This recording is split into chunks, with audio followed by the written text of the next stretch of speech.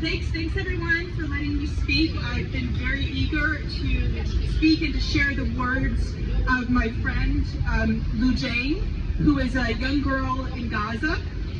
Right now she's living in Rafah. She's been displaced about 11 times.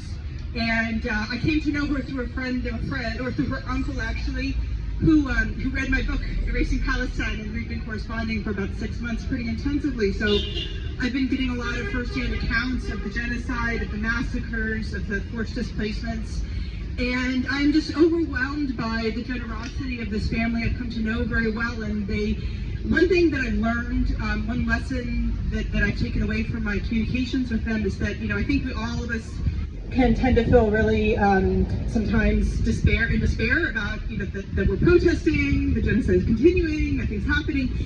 But what's very, very clear is that they are watching us in Gaza, and it means a lot to them to see these protests, to see the pressure we put on our politicians. That is not ever in vain. And so here I'm actually wearing a scarf that was managed to reach me from the UK via various countries. It's from Gaza. Handmade by women in Gaza, and this has my name on it. Lujayn actually learned while living in the tents. In the past few months, she's become a master embroidery, and so she managed to actually embroider this. It's remarkable. I have treasured this gift for the rest of my life. And one subject that Lujayn and I have discussed is her desire to be a writer.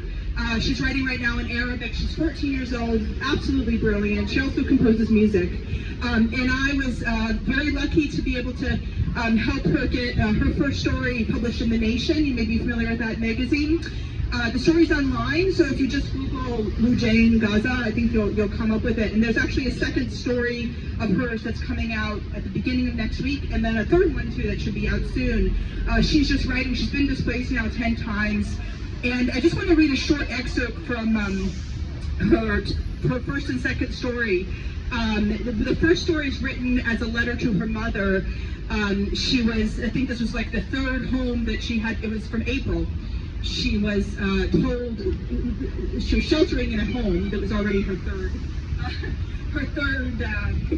can hold it. Is that better? Yeah, I just hold this.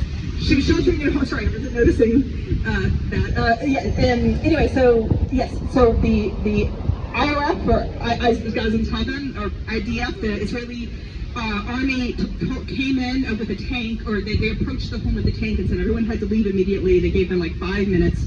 And so Lujayn had to sort of witness her mother rise to the occasion, to protect her family and try to find a way out, not just for her family, but for the other Gazans Palestinians who they were sheltering with. And this is the last 2 paragraphs from Lujayn's story. After this, it's written as a letter to her mother. After this experience, Mother, I have to tell you something. I learned 2 things that I won't forget. First, we must not let go of our strength, courage, and faith in God's will at any moment. Second, we don't turn our backs on those in need, no matter what. You don't leave the boy or his sisters alone. You carry their brother with them. You stayed by their side and told me they have no one else but us. I won't forget any of this.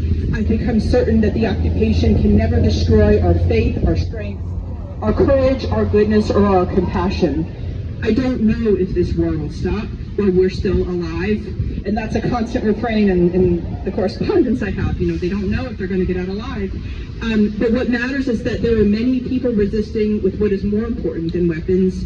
Every day, a father walks under a bombardment to feed us. A mother stands against bulldozers and tanks hoping to protect her daughter, knowing that even if she dies, what matters to us is that her daughter will live. A grandson carries his grandmother and never thinks of leaving her behind for even a moment.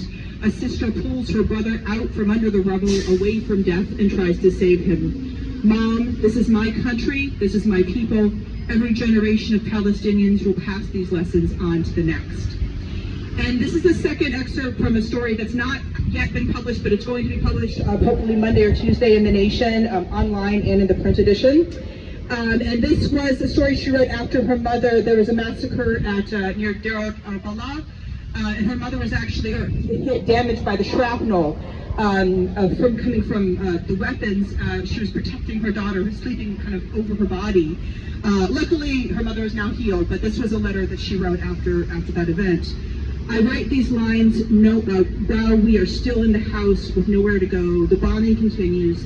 They keep discussing ceasefire proposals here and there at the cost of our blood.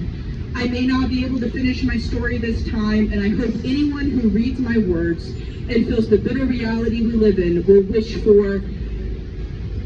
for my mother, my people, and me to complete our stories with the end of this war. I don't know when I'll be able to send more lines again. Will the day come when we don't hear bullets, bombs, and missiles? I don't want anyone to live through what we are experiencing. My mother keeps listening, whispering in my ear, "Be safe and well," and I tell her there is no life, no goodness, no peace without you. Together we will bury that shrapnel that wounded you and was stained with your blood.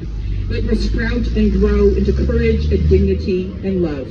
For my land only grows good things. Thank you very much.